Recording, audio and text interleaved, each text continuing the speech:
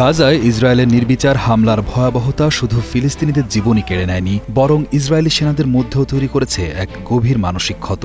একের পর এক আত্মহত্যার ঘটনা এবং প্রায় 1 লাখ রিজার্ভ সেনা কাজে ফিরে না আসার ঘটনা ইসরায়েলি সামরিক বাহিনীর ভেতরের এক ভয়াবহ চিত্র তুলে ধরেছে। বিশেষজ্ঞদের মতে গাজায় সংগঠিত গণহত্যা এবং নৃশংস সহিংসতার সাক্ষী হওয়া সেনাদের মধ্যে জন্ম নিচ্ছে এক ধরনের নৈতিক ট্রমা, যা প্রচলিত post traumatic stress disorder PTSD এর চেয়েও গভীর এবং ক্ষতিকর।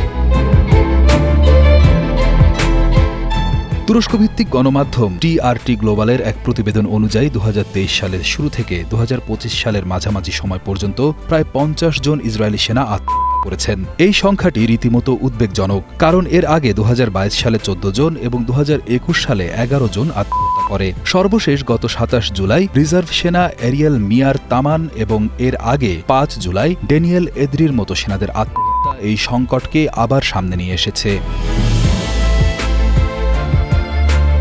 ইসরায়েলি সেনাবাহিনীর নিজস্ব পরিসংখ্যানও এই সংকটকে সমর্থন করে। 2023 সালের অক্টোবরে হামাসের সঙ্গে সংঘাত শুরুর পর থেকে ডিসেম্বরের মধ্যে 28 জন সেনা আত্মহত্যা করেছেন।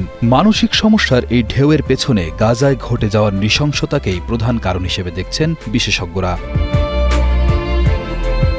ইস্তানবুলের ইবনে খালদুন বিশ্ববিদ্যালয়ের ট্রমা মনোবিজ্ঞান বিশেষজ্ঞ ড সাইদা এরুয়ার বলেন, গাজায় যুদ্ধে অংশ নেওয়া ইসরায়েলি সেনারা কেবল যুদ্ধের ভয়াবহতার শিকার হচ্ছেন না, বরং বেসামরিক মানুষের উপর সহিংসতার অংশ নেওয়া বা প্রত্যক্ষ করার কারণে গভীর নৈতিক সংকটে ভুগছেন।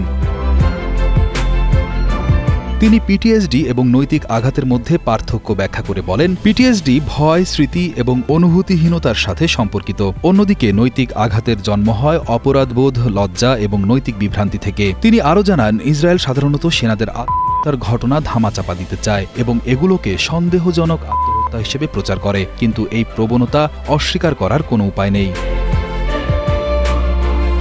সেনাদের মানসিক সংকটের পাশাপাশি ইসরায়েলি সামরিক বাহিনী আরও একটি বড় সমস্যার সম্মুখীন হচ্ছে, সেনা সংখ্যা কমে যাওয়া। ইসরায়েলি কর্মকর্তারা দাবি করেন যে 80% রিজার্ভ সেনা পুনরায় কাজে যোগ দিয়েছেন, কিন্তু KAN এর প্রতিবেদন অনুযায়ী এই সংখ্যা মাত্র 60%। এর অর্থ প্রায় 1 লাখ রিজার্ভ সেনা কাজে ফিরে আসেনি। এটি ইসরায়েলের জন্য একটি বড় চ্যালেঞ্জ। চলতি বছরের এপ্রিলে ইসরায়েলের বিমান বাহিনীর প্রায় 1000 সদস্য যুদ্ধ বন্ধের আহ্বান জানিয়েছিলেন। মে মাসে হারেতস পত্রিকায় প্রকাশিত এক খোলা চিঠিতে শতাধিক ইসরায়েলি কর্মকর্তা গাজার যুদ্ধকে যুদ্ধাপরাধ এবং অনৈতিক এবং রাজনৈতিক উদ্দেশ্য প্রণোদিত বলে অভিহিত করেন। তারা সেনা প্রধানকে এমন কোনো আদেশ না মানার জন্য অনুরোধ করেন যা সেনাদের এমন কাজ করতে বাধ্য করবে যার পরিণতি তাদের সারা জীবন তাড়া করে ফিরবে।